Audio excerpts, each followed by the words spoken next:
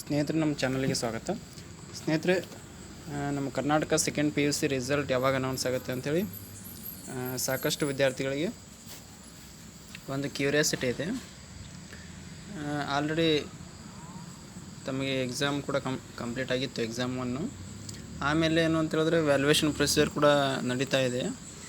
ಹೀಗಾಗಿಬಿಟ್ಟು result ಯಾವಾಗ announce ಆಗುತ್ತೆ ಅಂಥೇಳಿ ಸಾಕಷ್ಟು ಜನ ವೆಬ್ಸೈಟನ್ನು ಸರ್ಚ್ ಮಾಡ್ತಾಯಿದ್ದೀರಿ.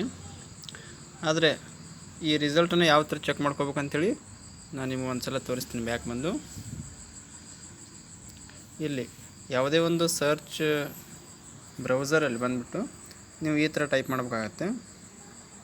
ಏನು ಅಂತ ಹೇಳಿದ್ರೆ KR results RISULTS results KR results 2024 ಅಂತ ಇಷ್ಟು ಕ್ಲಿಕ್ ಮಾಡಿ.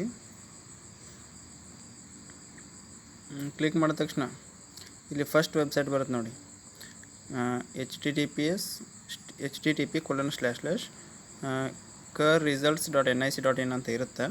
ಈ 24 ಬಿಡಿ, ನೀವು ಜಸ್ಟ್ KR ರಿಸಲ್ಟ್ಸ್ ಅಂತ ಅಷ್ಟೇ ಟೈಪ್ ಮಾಡಿ ಸರ್ಚ್ ಕೊಡಿ. ಇಲ್ಲಿ ಬರುತ್ತೆ ನೋಡಿ, ಕರ್ನಾಟಕ ಎಕ್ಸಾಮಿನೇಷನ್ ರಿಸಲ್ಟ್ 2024 https://krresults.nic.in ಅಂತ ಇರೋದಲ್ಲ, ಇದ್ರ ಮೇಲೆ ಕ್ಲಿಕ್ ಮಾಡಿ. 2024 ಅಂತ ಇರುತ್ತಲ್ಲ, ಇದ್ರ ಮೇಲೆ ಕ್ಲಿಕ್ ಮಾಡಿ.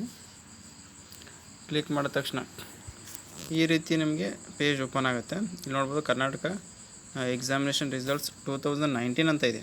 ಬಟ್ ನಿಮ್ಮ ರಿಸಲ್ಟ್ ಅನೌನ್ಸ್ ಆದ ತಕ್ಷಣ ಇಲ್ಲಿ 24 ಅಂತ ಇರುತ್ತೆ ಆಟೋಮೆಟಿಕ್. ಇದೆ ಅಂತ ತಲೆ ಕೆಡಿಸ್ಕೋಬೇಡಿ. 19 ಯಾಕೆ ಈಗ ಬಂತು ಅಂತೇಳಿ ತಲೆ ಕೆಡಿಸ್ಕೋಬೇಡಿ. ಇಲ್ಲಿ ನಿಮ್ಗೆ ಏನು ಅಂತ ಇರುತ್ತೆ, ಪ್ರೀ ಯೂನಿವರ್ಸಿಟಿ ಎಕ್ಸಾಮಿನೇಷನ್ ಬೋರ್ಡ್ ಅಂತ ಇರುತ್ತೆ. PUC ರಿಸಲ್ಟ್ಸ್ ಅನೌನ್ಸರ್ ಅಂತ ಇರುತ್ತೆ, ನಿಮಗೆ ಅಪ್ಡೇಟ್ ಆಗಿರುತ್ತದೆ ರಿಸಲ್ಟ್ ಬಂದಮೇಲೆ. ಅದ್ರ ಮೇಲೆ ನೀವು ಈ ಥರ ಕ್ಲಿಕ್ ಮಾಡೋದ್ರ ಮೇಲೆ ಏನು ಮಾಡ್ಬೋದು, ಈಗ ಸರ್ವರ್ ಬ್ಯುಸಿ ಇರುತ್ತೆ.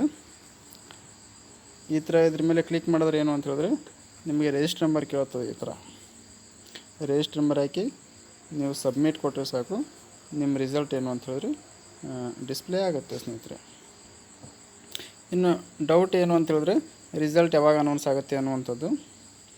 ಇನ್ನು ಪ್ರತಿ ಸಲ ನಾವು ಹೋದ ವರ್ಷ ರಿಸಲ್ಟನ್ನು ಅನೌನ್ಸ್ ಆಗಿರೋದು ನೋಡಿದ್ರೆ ಏಪ್ರಿಲ್ 10ಗೆ ರಿಸಲ್ಟ್ ಅನೌನ್ಸ್ ಆಗಿತ್ತು. ಹೀಗಾಗಿಬಿಟ್ಟು ಈಗಲೂ ಕೂಡ ಅದೇ ಮಾದರಿಯಲ್ಲಿ ರಿಸಲ್ಟ್ ಅನೌನ್ಸ್ ಆಗುವಂಥ ಸಾಧ್ಯತೆಗಳಿದ್ದಾವೆ, ಉನ್ನತ ಮೂಲಗಳಿಂದ ತಿಳಿದು ಬಂದಿರೋ ಪ್ರಕಾರ. ಹೀಗಾಗಿ ಏಪ್ರಿಲ್ ಅಲ್ಲಿ ಫಸ್ಟ್ ವೀಕಲ್ಲಿ ಎಲ್ಲ ವ್ಯಾಲ್ಯೂಯೇಷನ್ ಪ್ರೊಸೀಜರನ್ನು ಅವರು ಕಂಪ್ಲೀಟ್ ಮಾಡ್ಕೊಳ್ಳುವಂಥ ಹಂತದಲ್ಲಿದ್ದಾರೆ. ಹೀಗೆ ಏಪ್ರಿಲ್ ಸೆಕೆಂಡ್ ವೀಕಲ್ಲಿ ರಿಸಲ್ಟ್ ಅನೌನ್ಸ್ ಆಗುವಂಥ ಎಲ್ಲ ಸಾಧ್ಯತೆಗಳು ಕೂಡ ಇದ್ದಾವೆ. ಅಂದರೆ ಹೋದ ವರ್ಷದ ಥರ ಏಪ್ರಿಲ್ 10-11 ಒಳಗಡೆ ರಿಸಲ್ಟ್ ಅನೌನ್ಸ್ ಆಗುವಂಥ ಸಾಧ್ಯತೆಗಳಿದ್ದಾವೆ. ಒಟ್ಟಾರೆ ಏಪ್ರಿಲ್ ಸೆಕೆಂಡ್ ವೀಕಲ್ಲಿ ತಮಗೆ ರಿಸಲ್ಟ್ ಅನೌನ್ಸ್ ಆಗುತ್ತೆ. ಏಪ್ರಿಲ್ ಫಸ್ಟ್ ವೀಕಲ್ಲಿ ವ್ಯಾಲ್ಯೂಯೇಷನ್ ಪ್ರೊಸೀಜರ್ನ ಕಂಪ್ಲೀಟ್ ಮಾಡುವಂಥ ಒಂದು ಹಂತದಲ್ಲಿ ಮಂಡಳಿ ಇದೆ. ಹೀಗಾಗಿಬಿಟ್ಟು ಏನು ಜಾಸ್ತಿ ತಲೆ ಕೆಡಿಸ್ಕೊಳ್ಳೋಕೆ ಹೋಗಬೇಡಿ. ಅದು ಇದು ಸೆಕೆಂಡ್ ವೆಬ್ಸೈಟ್ ನೋಡ್ತಾ ಹೋಗೋಕ್ಕೆ ಕೊಡಬೇಡಿ. ನೀವು ಈ ಥರ ಡೌಟ್ ಇದ್ದರೆ ನಿಮಗೆ ಈ ಥರ ಏನಾದರೂ ಚೆಕ್ ಮಾಡ್ತೀವಿ, ಅಫಿಷಿಯಲ್ ವೆಬ್ಸೈಟಲ್ಲಿ ನೀವು ರಿಸಲ್ಟನ್ನು ನೋಡ್ಕೋಬೋದು. ಇಲ್ಲೇನಾದರೂ ಅನೌನ್ಸ್ಮೆಂಟ್ ಆಗಿತ್ತು ಅಂತ ಹೇಳಿದ್ರೆ ಇಲ್ಲಿ ಬಂದಿರುತ್ತೆ, ಅದು 2024 ಅಂತ ಇದು ಅಪ್ಡೇಟ್ ಆಗಿರುತ್ತೆ.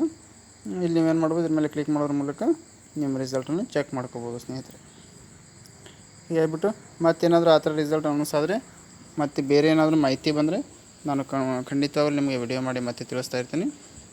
ನಾವು ಮಾಡುವಂಥ ವಿಡಿಯೋಸ್ ನೋಟಿಫಿಕೇಷನ್ ಬೇಕು ಅಂತ ಹೇಳಿದ್ರೆ ನಮ್ಮ ಚಾನಲ್ನ ಸಬ್ಸ್ಕ್ರೈಬ್ ಮಾಡ್ಕೊಳ್ಳಿ, ಹಾಗೆ ನಿಮ್ಮ ಸ್ನೇಹಿತರಿಗೆ ಕೂಡ ಶೇರ್ ಮಾಡಿ. Thank you.